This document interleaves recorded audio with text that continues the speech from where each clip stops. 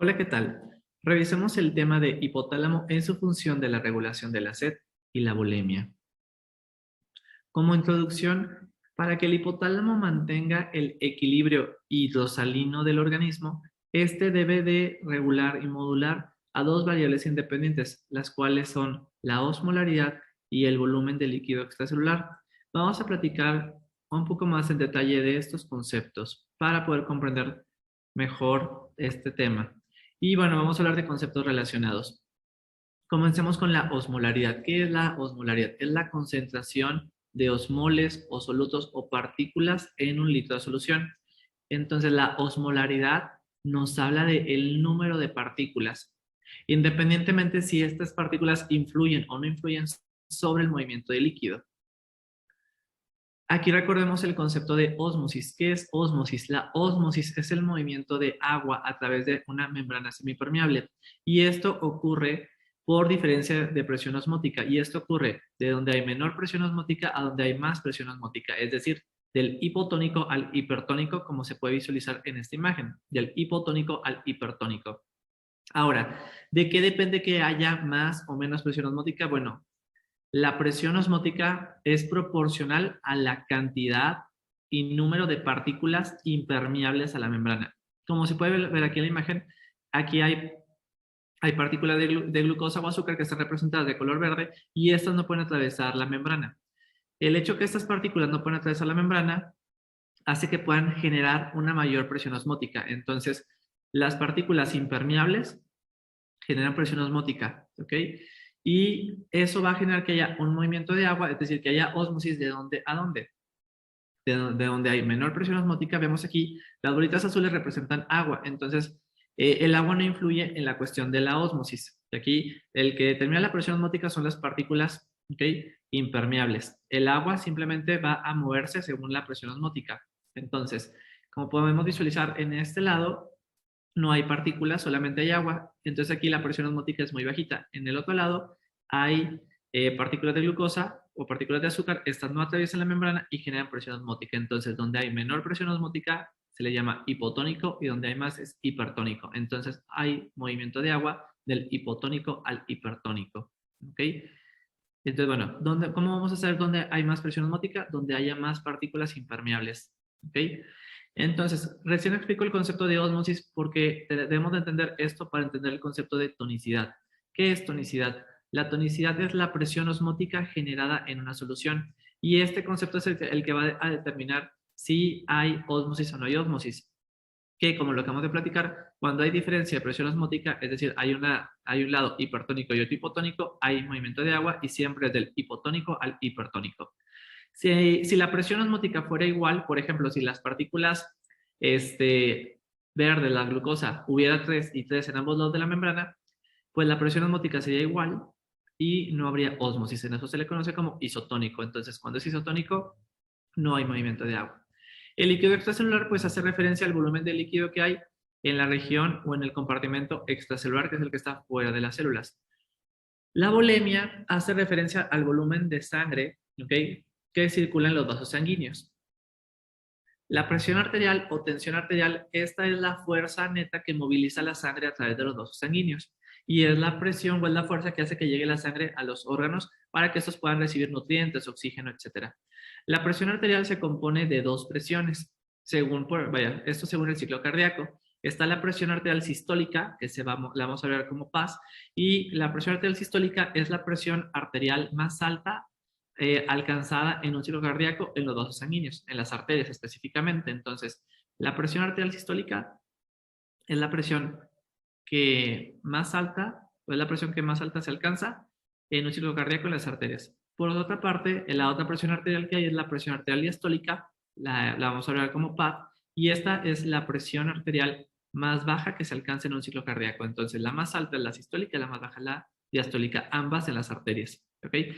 La presión arterial sistólica y diastólica siempre se van a representar y estas se representan en modo de fracción de la siguiente manera. Vaya, la presión arterial sistólica arriba como numerador y la diastólica como el denominador. ¿Okay? Aunque se expresan así, ¿okay?, recordemos que es la sistólica y la diastólica.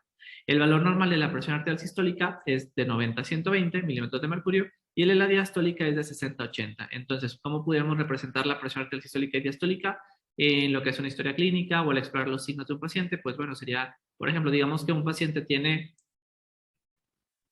110 de sistólica y tiene 70 de diastólica. Entonces quedaría así. Yo ya sé que, vaya, ya se sabe que siempre el de arriba es la sistólica y la de abajo es la diastólica. ¿Okay? La presión arterial puede bajar en muchas situaciones, por ejemplo, en los casos de hemorragia, en la deshidratación, etc. Y bueno, ese es un potente estímulo para la ADH, que la vamos a platicar más adelante, para la estimulación simpática y también es un estímulo para la sed. Entonces, la baja de presión arterial, ok, por debajo de estos parámetros que aquí los visualizamos o que esté en el límite inferior de lo normal, por ejemplo, que esté 90-60, 90-50, pues son estímulos para el simpático, para la sed, etcétera, como lo vamos a hablar más adelante.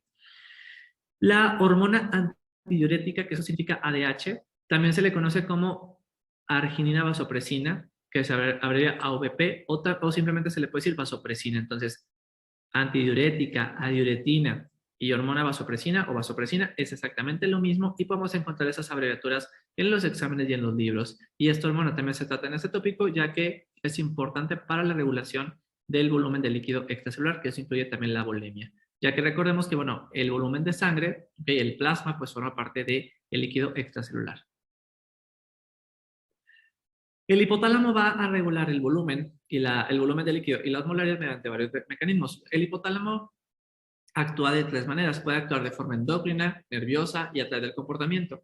En este caso, para regular la volemia y la osmolaridad y a su vez con esto regular el equilibrio hidrosalino del organismo, bueno, actúa de forma endocrina en la hipófisis, regulando la liberación de vasopresina o antidiurética, que ya platicamos cómo se abrevia, AVP o ADH, a través del sistema nervioso autónomo, sobre todo a través del simpático, del sistema nervioso simpático, causando retención renal de sodio y agua y liberación de la renina, y en el comportamiento estimulando la sed, que es la ingesta de líquido. ¿Cuáles son las áreas involucradas del hipotálamo que están relacionadas con el balance o el equilibrio hidrosalino? Pues bueno, la región preóptica medial es el centro de la sed. Aquí van a llegar varios estímulos que van a activar al centro de la sed y posteriormente pues, bueno, ya se va a estimular que la persona realice la ingesta de líquido. Por otra parte, el núcleo supraóptico y el paraventricular son los núcleos del hipotálamo que liberan la hormona antidiurética o ADH a través de la neurohipófisis. Entonces está el núcleo supraóptico y paraventricular. Estos van a mandar sus proyecciones, ¿ok? A la neurohipófisis y aquí ya se libera la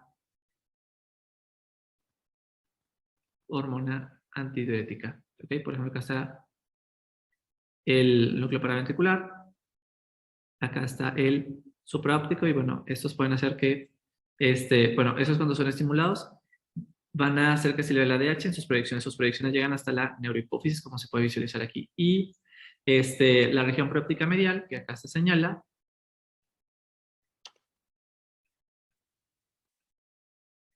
este es el centro de la sed,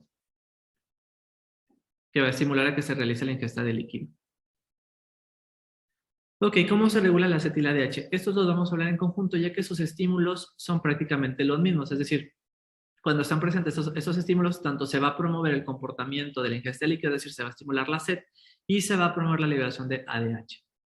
Entonces, bueno, ¿cuáles son los estímulos para la sed y para la ADH, la hormona antidiurética? Bueno, es la hiperosmolaridad, es decir, es el aumento de la osmolaridad plasmática o el aumento de la osmolaridad del líquido extracelular. La hipotensión, que es la baja de presión arterial, la hipovolemia, que es la baja de volumen de sangre, y la angiotensina 2, que es una hormona que está relacionada con el equilibrio de líquido y la presión arterial. Entonces, esto tiene mucha lógica. ¿Por qué? Bueno, vamos a platicarlo brevemente. La hiperosmolaridad del líquido extracelular significa que los solutos están muy concentrados, es decir, esto puede producirse porque hay una pérdida de líquido, ¿ok? O porque se ingirió demasiada sal, etcétera. Entonces, están muy aumentados los solutos. ¿Qué se puede hacer en esa circunstancia? Bueno, esto promueve la sed y la ADH. ¿Por qué? Porque, bueno, si están muy aumentados los solutos, al estimularse la sed, ¿qué pasa? Se ingiere líquido. Si se ingiere líquido, ¿qué va a pasar? Al tomar agua, se van a diluir los solutos. Entonces, esto va a disminuir la osmolaridad. La ADH es una hormona que, como lo vamos a discutir más adelante, promueve la retención de agua en el riñón. Entonces, la sed hace que se ingrese agua. al organismo y la ADH evita que se pierda agua. Entonces, cuando hay hiperosmolaridad, aumenta la sed y se ingiere agua y se libera la ADH. La ADH, ¿qué va a hacer? Va a hacer que se retenga agua. Entonces, estos dos mecanismos, el ingreso de agua y la retención de agua, ¿qué va a hacer?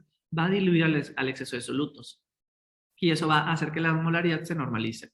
La hipotensión y la hipovolemia, pues bueno, la hipotensión es la baja de presión arterial, es la baja de la fuerza que mueve la sangre y la hipovolemia es la baja de volumen sanguíneo. Entonces, estos dos pueden producirse porque la sangre tiene poca cantidad de líquido. Entonces, ¿qué podemos hacer? Bueno, estos dos estimulan la sed, que la sed va a hacer que se ingrese agua, y estimula la liberación de ADH, que hace que se retenga agua. Estos dos mecanismos que van a hacer van a aumentar la cantidad de agua en la sangre y aumenta la volemia y también eso aumenta la presión arterial. La angiotensina 2, bueno, esta es una hormona que se libera sobre todo en situaciones de hipotensión y hipovolemia y esta va a potenciar, va a potenciar que aumente la presión arterial y entre sus mecanismos es que activa la sed y estimula la liberación de ADH pues para que aumente la volemia, ¿okay? Y pueda aumentar la presión arterial. Otros estímulos para la sed, pero no para la ADH, es la sequedad de la mucosa oral y faringea. ¿Ok? Cuando se percibe la boca seca, la garganta seca, esto también estimula la sed. Sin embargo, esto no es para la cuestión de la ADH. Como podemos visualizar aquí, bueno, vemos que aumenta la osmolaridad, aumenta la intensidad de la sed. Ahora, un detalle muy importante. Puede que solamente, no se requiere que estén todos estos estímulos en combo para que se produzca la sed, pueden estar por separados. Puede que puede que se tenga hiperosmolaridad y la presión arterial y la volemia estén bien. O sea, el puro hecho que esté aumentada la osmolaridad es suficiente para que se produzca la sed y se libere ADH. Ahora, bueno, ¿dónde se detecta la osmolaridad plasmática? Bueno, en el hipotálamo anterior se encuentra el órgano vasculoso de la lámina terminal, que es donde están los osmorreceptores, que los osmorreceptores son los receptores de la osmolaridad plasmática. Y esto es muy importante, ya que cuando los osmorreceptores detectan un aumento de la osmolaridad, estos van a activar a la región preóptica medial para producir la sed y van a activar a los núcleos paraventricular y supraóptico para que se libere la ADH. En esta imagen se puede visualizar dónde está el órgano vasculoso de la lámina terminal. Aquí está, que es donde están los osmorreceptores.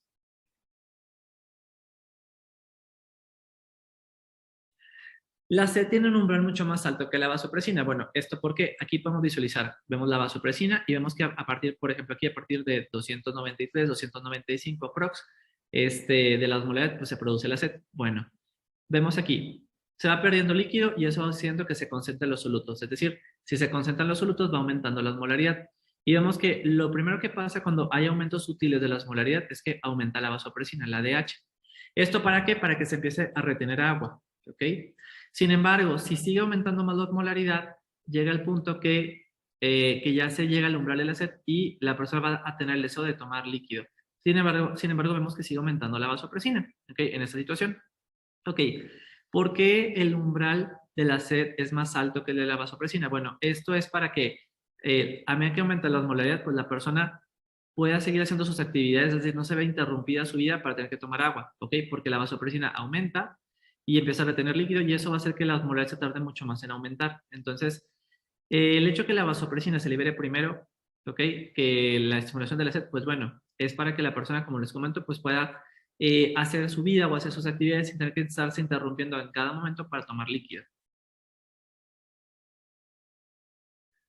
Ahora, ¿cómo ocurre integrando los estímulos que ya los comentamos? Ok, la baja de volumen, ok, de volumen sanguíneo o presión arterial, esto es detectado por el aparato yuxtaglomerular y el aparato yuxtaglomerular va a hacer que se libere la renina. La renina a su vez va a hacer que se produzca la angiotensina 2 y la angiotensina 2 actúa en el órgano subfornical y este va a activar a los núcleos liberadores de la ADH, el núcleo paraventricular y supraóptico y a la región preóptica. ¿Para qué? Pues bueno, para que se libere la ADH y se produzca o se estimule la sed. Por otra parte, el aumento de la osmolaridad, como ya lo comentamos, va a activar a los osmorreceptores, que los osmorreceptores están en el órgano vasculoso de la lámina terminal, e igualmente cuando aumenta la osmolaridad, los osmorreceptores van a activar el núcleo paraventricular y supraóptico para que se libere el ADH y se retenga agua, y se va a activar la región preóptica medial para producir la sed.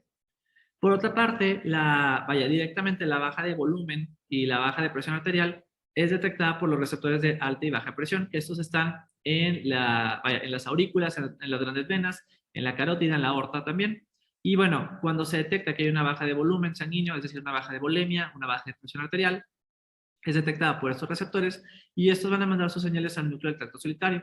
Y el núcleo del tracto solitario a su vez va a activar al núcleo parabraquial lateral y este va a activar a los núcleos que liberan ADH, es decir, al paraventricular y al supraóptico y se le libera el ADH y también activa a la región preóptica medial para que se produzca la sensación de sed. Entonces, con estos mecanismos, todos, como vemos, van a concentrarse en el núcleo paraventricular y supraóptico para que se libere el ADH y la ADH, ¿qué hace? Va a ir al riñón a retener agua. ¿Ok? Va a evitar que se pierda agua. Y estos mecanismos también activan a la región preóptica medial para que se produzca la sensación de sed y la persona tenga el deseo de ingerir líquido.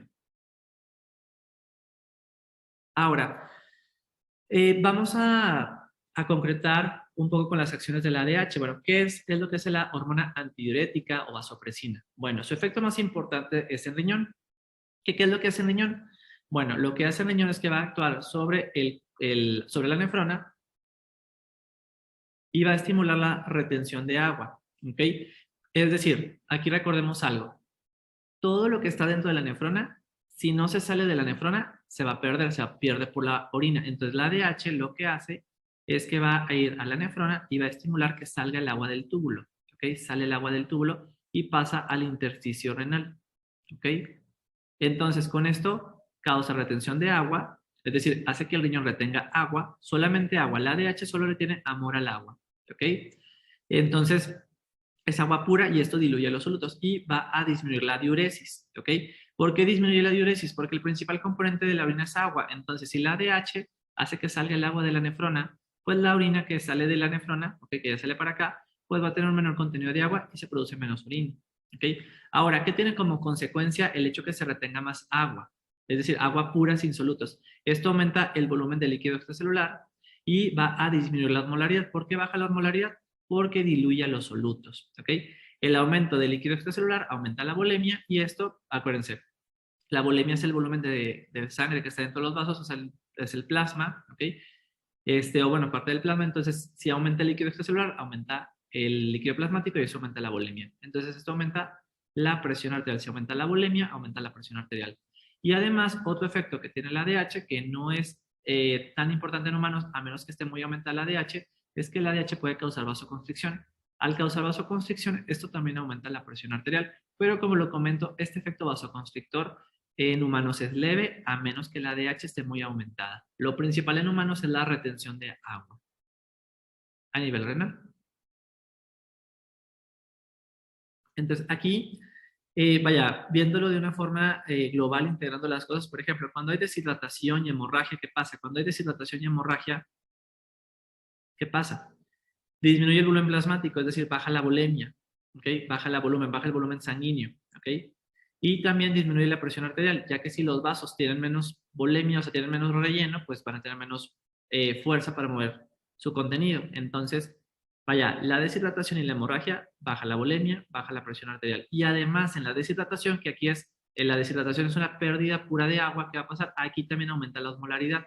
En la hemorragia, en la hemorragia no aumenta la osmolaridad, en la hemorragia solamente, bueno, que fuera tan simple, pero a lo que voy es que, a diferencia de la deshidratación, en la hemorragia disminuye la volemia y la presión arterial, ¿ok? Y en la deshidratación baja la volemia, baja la presión arterial, pero también aumenta la osmolaridad. Entonces, deshidratación, aquí aumenta la osmolaridad y en la deshidratación y en la hemorragia, en las dos, baja la volemia y la presión arterial. Estos tres, la hiperosmolaridad, la hipovolemia y la hipotensión, hiperosmolaridad, hipovolemia y hipotensión, estos tres son estímulos potentes para la sed y para la que se libera la ADH vasopresina. ¿Y estos qué van a hacer? Bueno, la vasopresina, como ya lo platicamos, causa reabsorción de agua, hace que se retenga agua a nivel renal y la sed pues, va a estimular que se produzca la ingresa de líquido, ¿ok? Por parte de la persona. Estos dos, tanto la sed como la vasopresina, ¿ok? Es decir, por la ingesta de agua y la retención de agua, ¿qué va a pasar? Pues van a compensar o contrarrestar la deshidratación y la hemorragia. Además, la ADH, como lo comentamos, puede causar vasoconstricción y eso también ayuda a compensar la hipotensión. Vaya, hablando del mecanismo de la sed, bueno, ya la sensación consciente o subjetiva de sed, esto se produce en la corteza, vaya, ya en la corteza es donde se va a sentir conscientemente el deseo de tomar agua, es decir, en la región perióptica medial, este es el centro de la sed, ok, y luego, ¿qué va a pasar? Bueno, ya para que yo tenga el deseo consciente de tomar agua, es decir, la sed, se activa la corteza cerebral, específicamente la corteza singular anterior y la corteza singular posterior, ok. Ahora, la ingesta de agua o la sed, bueno, esta está limitada a la necesaria para restaurar el equilibrio hidroelectrolítico del cuerpo o hidrosalino del cuerpo. ¿A qué va con esto? Bueno, solamente se va a tomar el agua necesaria para restablecer la osmolaridad, restablecer la volemia y la presión arterial. ¿Ok? Ahora, aquí hay algo muy interesante, ya que, vaya, una persona toma agua y al tomar agua desaparece la sensación de sed, a pesar de que la osmolaridad plasmática o la volemia sigan alterados. Porque, bueno, esto nos da a interpretar que hay receptores de líquido, receptores que detectan pues sí, la ingesta de líquido en la cavidad oral y la faringe y que van a estar coordinando cuánta agua se ingiere y que sea la necesaria para restablecer el equilibrio hidroelectrolítico. Entonces, aunque el agua que se ingiere todavía no se absorba, es decir, todavía no pasa a la sangre para restablecer la osmolaridad, la volemia y la presión arterial a la normalidad, pues bueno, como tenemos esos receptores en la cavidad oral y la faringe, pues estos van a hacer que se limite la ingesta de agua a solamente la necesaria, es decir, solamente tomamos lo necesario para que se restablezca el equilibrio a la normalidad. Además, bueno, hay un apetito de sal, bueno, además de lo que acabamos de platicar hasta estos momentos, que es, digámoslo, el apetito de agua, la sed, ¿ok? Que es solamente el deseo de tomar agua, bueno, también existe un apetito de sal, el cual pues trata de restablecer la osmolaridad o la cantidad de sal a la normalidad. Esto se descubrió porque, bueno, se hicieron experimentos en los cuales a unas ratitas se les quitaba la glándula suprarrenal, se les hacía una adrenalectomía, ¿ok? Es decir, se le quita la glándula suprarrenal. En esa situación, cuando se quita la glándula suprarrenal, eh, va a desaparecer una hormona que se le conoce aldosterona, y la aldosterona es muy importante para mantener la sal en el cuerpo.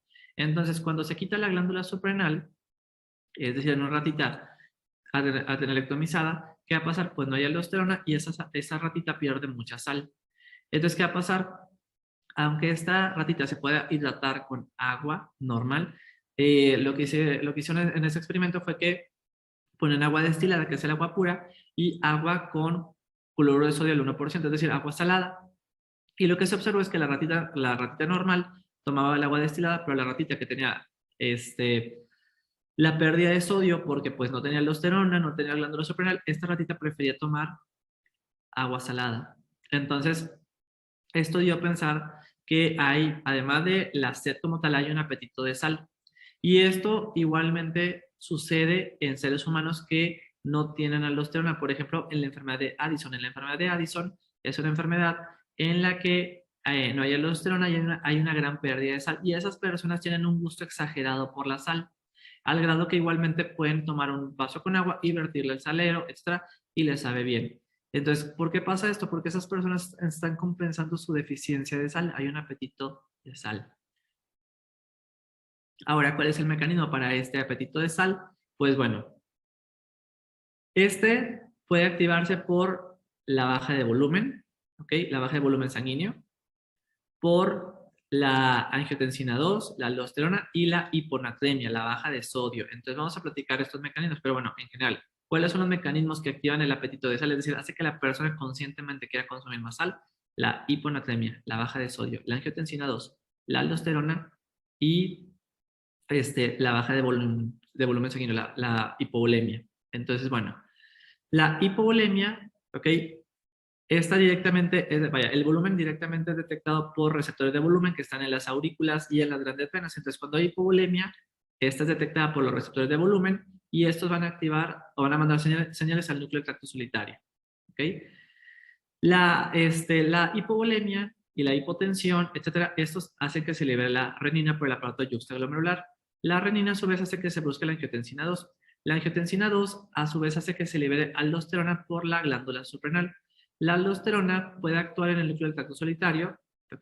Que va a activar al núcleo de la estriaterona. Entonces, fíjense, la aldosterona y la activación o bueno, el estímulo de los receptores de volumen por baja de volumen, estos los dos se concentran en el núcleo del tracto solitario y van a activar al núcleo de la estriada terminal.